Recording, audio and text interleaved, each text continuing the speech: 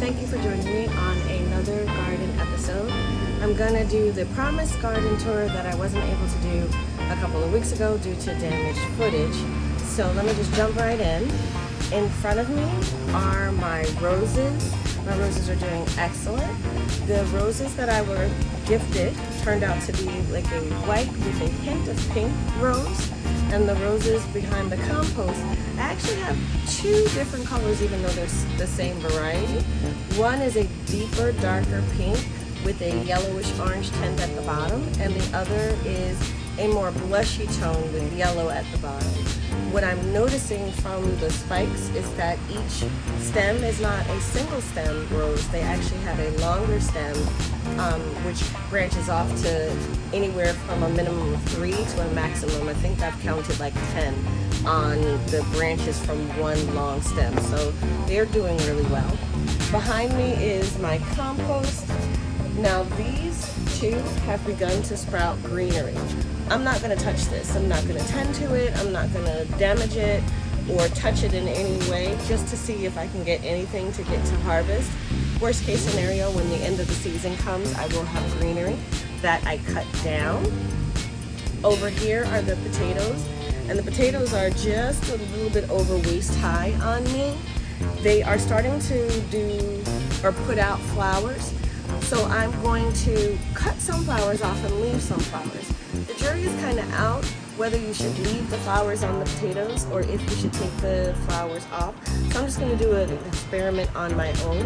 But when you look at the potatoes, you really don't know which ones were a month behind. The ones closest to me were actually sprouted a month after the ones in the other bag. But from that frost that we had, the frost took out the original leaves from the first 4 bags, so all my bags kind of look the same.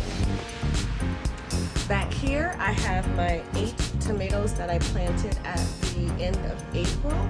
They're doing very well. They're putting out flowers. Some actually have little tomatoes that were sprouting. I didn't realize that they were actually sprouting, and when I cut them off, I took some of the tomatoes off. But I have flowers. They're doing really well. I'm starting to secure them, and I'm also taking the bottom leaves off so that there isn't much splash up from when it rains. Here at the first arch trellis, I do have all of my melons planted, which are doing very well. On the left side and the right side of the trellis are the same exact squash planted, and they all took very well. I did thin them down to just 1 in a planting point. I've left some lettuce here, and my intention is to have the lettuce go ahead and bolt. That way I can collect some of the seeds, but this is going to stay here. I'm not going to harvest this. Additionally, on the other side of the squash bed on the right, I also have put the pineapples out. I'm going to be covering them with a shade cloth to keep them protected as they acclimate, as I just put them out today. And underneath that shade cloth, I'm also going to put the ground cherry, which is actually beginning to put out pods. The pods really look like tomatillos. This is my first year growing ground cherries, so I am definitely excited to actually have grown some fruit already and can't wait for that. Down here in front of me is where I had my radishes. I decided to take the radishes out because it had been about 20 days that they had been in, and the radishes themselves were still small. And we've been getting spikes of days that were above 85, almost to the 90s. Today it was 90, tomorrow it's supposed to be 96. And I just didn't want the radish to taste funny, just in case I wanted to give them to my mother, who did take the majority of my radish last year. So what I've done is I took all of the radish out of bed, except for these 2. I want to save seeds for these, so I am trying to save seeds this year. I didn't really do that last year, but I definitely want to try to save seeds. So I'm going to let these go ahead and flower and bolt. And then I planted a tomato here. I thought one of my tomatoes in another bed was going to die because I broke the stem, but I buried it and planted it anyway, and it's starting to come back. But I did go to the local nursery, pick up an extra tomato, and it's a Brandywine. I've never grown Brandywine. I hear they're really good tomatoes, so I put it in here because I expected my ginger to do better and have more to plant. I did put some more ginger in here just to see if it would come up. If it does come up, I'll still keep a couple. If it doesn't come up, no harm, no foul. It was just an experiment here anyway, but I did plant about 5 or 6 in this bed as well, along with the tomato. And what I'm thinking I'm gonna do is when this tomato begins to grow, I'm gonna train it to go this way so that I can use the T-post from this one as the stake for with the strawberry plant that's in with the tomatoes that self-seeded last year from the green stalks when it was here. 2 of the 3 that I put into cups are ready to be snipped. So I'm just gonna take them off of the mother plant. They have a good root system. They can't really move, can't wiggle it too much. I'm going to let them stay just as they are in this container. I'm not going to try to plant them any deeper, but I am going to set them to the side. I'm only going to take a few more from off of this plant. So both of these plants have a good root system that developed. I'm going to start taking most of the runners off of this plant. I am donating these. I'm not keeping these for myself. I'm donating these to a family member so that they can begin their strawberry patch, and I don't want to give them all the same exact plant. Some more from over there. I'm going to give about 10 or 15. Over here I have the other half of the tomatoes that were planted at the end of April. I just went through and pruned them really well to help with the airflow around them, and they're just getting tall enough for me to trellis them against or to put them against the trellis here. They don't have as many flowers as the ones over there do, and I felt that the ones over here struggled a bit more, but they're doing pretty well. A lot of greenery. Up over here is where I put the sunflower and nasturtium. They have bounced back. They originally were getting a lot of sun scald, even though they've been acclimated really well. They got some sun scald when we unexpectedly had a day that had, I believe, like 90-degree temps. When I came back, they had some bit of areas that were dying off, but they've come back from that. On this side, I've got my onion bed, and onions look kind of weird. The stems are growing like in a corkscrew instead of straight up and down. I'm still leaving them. I'm not going to take them out, but they definitely don't look like what they did last year. I have the sweet peppers that I purchased up at the front. I didn't have much success with my bells when they were in the container, so I did buy these from the local nursery. I have my own bell, which is bouncing back a little bit. Something ate up the ahi and the sweet bonnet and one of the shishito as well. So I'm going to give this one a spray with the neem oil. I am starting some of my preventative sprays now that they've been in the ground for about 2 to 3 weeks. And then the carrots back here are still doing. Coming around here, I've planted 4 tomatoes in this bed. This is a 4x4 bed. They've been in the ground now for probably just about 2 weeks. So they're bouncing back, they're starting to grow higher. I did plant them pretty deeply when I put them in the ground. It was just maybe the first couple of leaves that were showing. So they've grown about a couple of inches since I put them in, so they're doing pretty well. All look good except for this Korean long over here. It isn't looking great and not as green as the other ones, but it's not getting any more yellow or dying back. So again, just something I have to watch over here.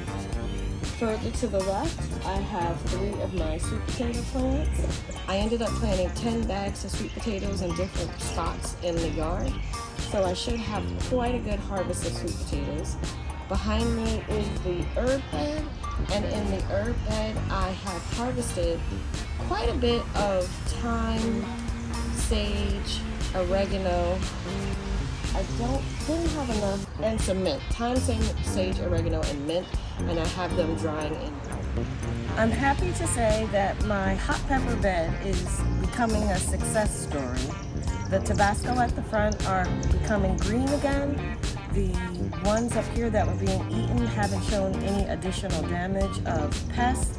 And the cayenne are actually beginning to fruit. I've got some buds. Actually, I have a fruit right here and some buds all along here. Back here, my hot peppers are bouncing back, but now I don't expect that they would have any fruit until later on in the summer once we get really good into the hot days. But this bed is bouncing back. I think I gotta end the seeds for the ones that I wanted to try to grow. Nothing's come up, and they've been out here in the really warm temps. I would have expected something to come up by now. So I'm going to throw these out. And I've kept the bell peppers in here. I wasn't sure what was going to happen in the other bed.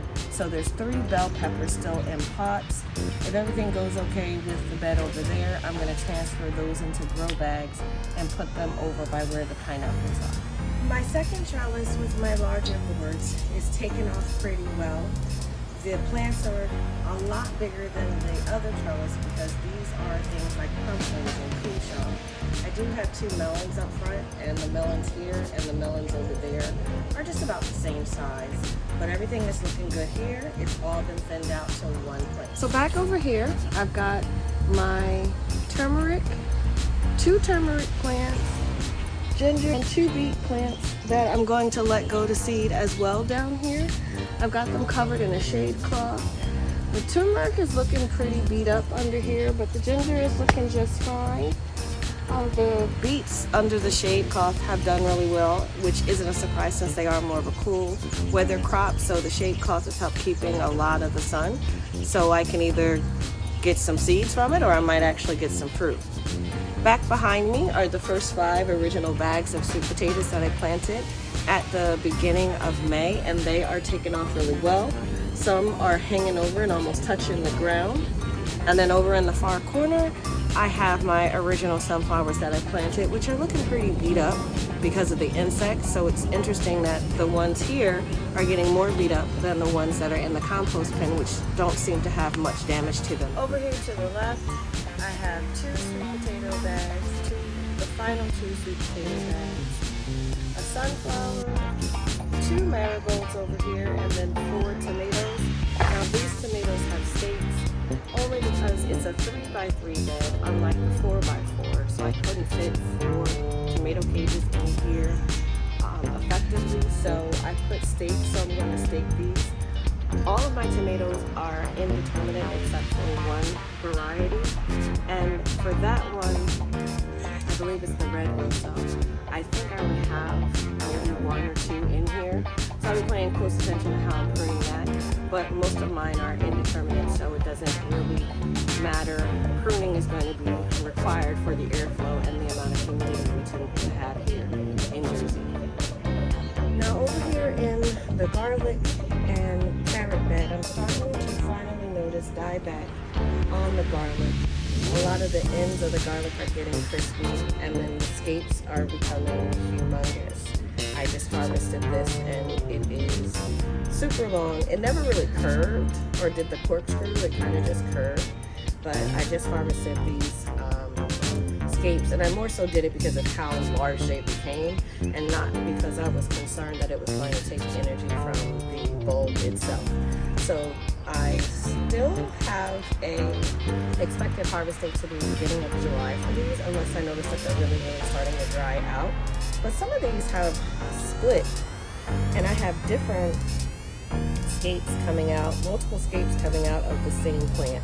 I think I'm going to harvest a little more scapes from these as well.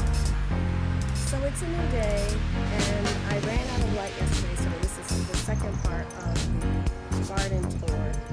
And this trellis is the new trellis system over the urban raised bed. I've got my cucumbers. They're not big enough yet to reach the trellis. I put it a little high because I wanted them to stretch as much as possible before I touch down to the trellis. But I still have 4 Sumter, I have 3 pickle bush, and then I just have 1 lemon cucumber for the cucumbers that are going to go here. And then on the far side, I have a tomato that I put there since the vine peach died off one I broke by pruning the vines on the tree, and then one was, I think, pecked by birds. So I don't have any vine peaches this year. Any vine peaches that come up will come from my mother's yard, and I'll update with that. Over here I have another set of 8 tomatoes that I planted about 2 to 3 weeks ago, the same as the 4x4 bed that has the tomato cages. They've grown very well. The stalks are getting thicker. The one up front, which is a pineapple, is the only one I have a concern about, as I broke the stem when I planted it and I thought that it was going to die. But it's coming back. It's not as big as the other ones, but it is coming back. So I'm going to let them come up. Just to my right is my lavender bed. I do have a mixture up front of spike and some Munstead lavender. This is a year old up here and it's growing really well. I have more than double the size and the flowers that I had from last year. And it's kind of dipping over the edge in some places. So I'm hoping that the back, which I recently did with the newer transplants from the nursery, sprouts as well as the front, so it can be just a full and lush bed. I've already harvested some of the lavender to put into oil that I use for like different creams and body butters. And I hope to have a really good harvest to get some sachets. Behind me, wrapped up, are the blueberries, and back there are the aronia berries. They were starting to be affected by, well, the blueberries and the aronia berries were being affected by the heat. We had a big jump in the temperature one week, and the tips of the blueberries looked burned, and then some of the berries that were forming on the aronia turned yellow. So I figured I'd cover them now. Want to cover them anyway for the birds, so I covered them now and I hope that protects them. I don't have the blackberries back there covered because the blackberries don't have any buds or fruit forming. I thought I had canes, but the canes just sprouted up this year, and with the blackberries, the second year canes are the ones that give you the fruit. So I'm not going to have any fruit from my blackberries this year, but at least I'll get to see them grow and what they, what it looks like to maintain the blackberries over the course of a season. And last but not least is the strawberry patch, which I am keeping covered as strawberries are now coming onto the vines and ripening. I want to enjoy my strawberries. I don't want any of the birds to, and just bunches of strawberries that I have over here, nice and red. I've got a bunch of different varieties. I no longer know what varieties I have, but I have a bunch of different varieties of strawberries. I just harvested about a dozen or so strawberries on Sunday, and I have a bunch that have turned red now, and ones that are not fully red but turning red. So I just come up here every couple of days and harvest them now that they're turning. Some really good ones coming off the vine. And the strawberries are doing well here. I did harvest some of the runners, but these plants love putting out runners. So I'm just going to continue harvesting throughout here, checking to see if there's any more red. And that finishes up the tour. I hope you've enjoyed this content. Sorry if the video was too long, but thanks for sticking with me to the end. Please like and subscribe, and thanks for watching.